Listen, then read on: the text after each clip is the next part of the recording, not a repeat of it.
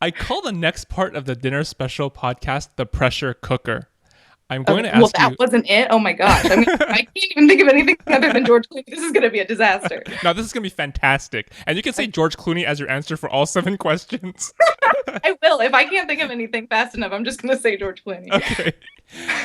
I'm going to ask you seven fast and fun questions that we want to know your answers to. Are you up for it? Yes. Okay, great. Number one, which food shows or cooking shows do you watch? Okay, so this is embarrassing, but I don't have cable, so I don't watch a ton. But what I do have is some old, um, what is it? Oh my gosh, it's so embarrassing. The Alton Brown Show. Good Eats. Yeah, Good. good And eats. we actually have them downloaded, and when we travel, we will put episodes on our iPad and watch those because Cool. they're fantastic and full of science. Right, right. Number two, what are some food blogs or websites we have to know about? Okay. Everything. I have 1,000 in my feed. Um, I'm a huge fan of Serious Eats because again, they do a lot of science, so I love like listening to all of that or reading all of that.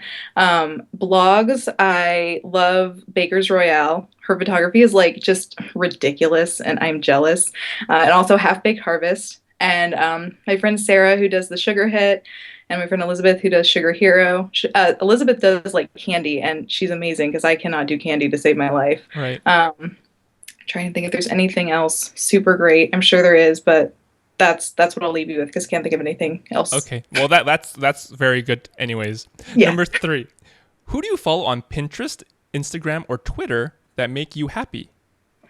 What is her name? Bonnie Sang, I think is her last name. She has like I think she's the one that has the little daughter, and she's so cute. And I every time, and she just posts like really fun, like brightly colored things. And every time I see a picture, I'm just like, this is adorable, and it just makes my heart happy. Cool. And that's on Pinterest, right? Or Yeah. okay, great. Number four, what is something all home cooks should have in their pantry?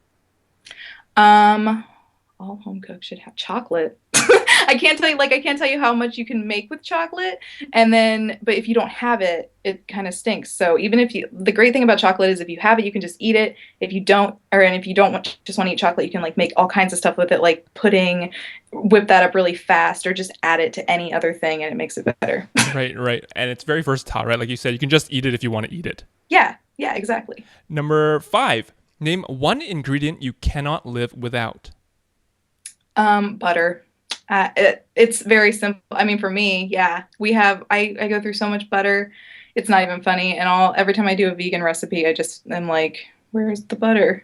But, but yeah, I go through so much. Great. So that's it. Number six, what are a few cookbooks that make your life better? Oh my God. Everything.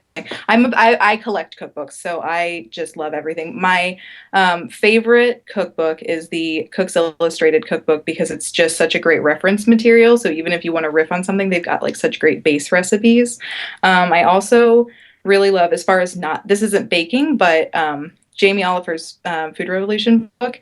We cook a lot out of there, and since I'm not very good at cooking, it's really easy for me to follow. So like it's got a like revolutionary way of making rice that's just fantastic, and lots of Indian food which I love.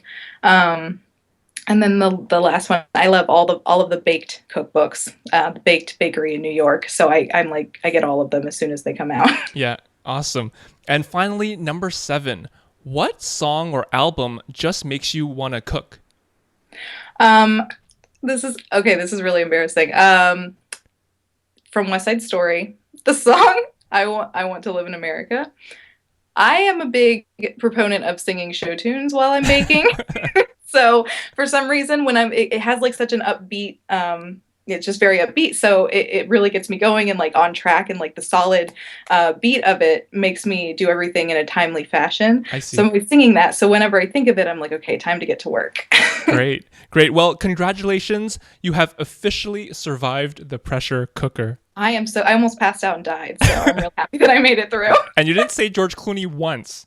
I didn't. I almost did. I was like, this would be kind of funny, but I held back. I Right, didn't. right.